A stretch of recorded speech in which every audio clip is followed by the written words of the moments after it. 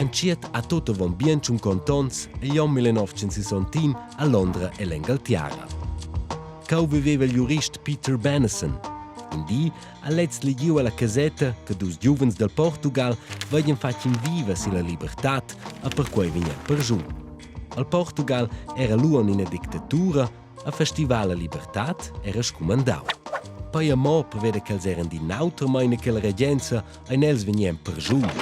Quai ha vilentau il Peter Benison a schi fetg che el ha escrit in artikel en in renomada casetta ad enterauter al suo dont. Vucciatau at mincia di un articolo in la gazzetta sur de personas ci sun in pregiun, be per quai ci nu sun da l'istesa opiniun scolu regenza. Scrivai una carta a quelles regenzas, quelles lessan lasciar liber quelles personas. A con quai artikel è un gran success in Tirmon.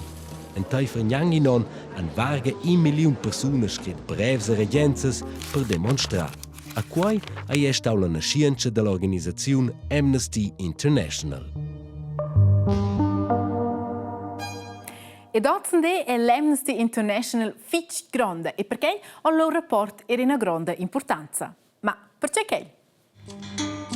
L'organizzazione Amnesty International s'engaggia dappertutto nel mondo per i diritti umani. Els en presenza minchia tiara ad observation colas regenzas tracten los cristians. Tot quel che els han observau presenta Amnesty International lu inegadon en in rapport. En quel hai si descrit fech bain schina tiara ni in regenza a bo respectau ils drets humans. A schaia vesins clar che tiara ca bo respectau ils drets, ad a schaia sal mon gida ils cristians en quellas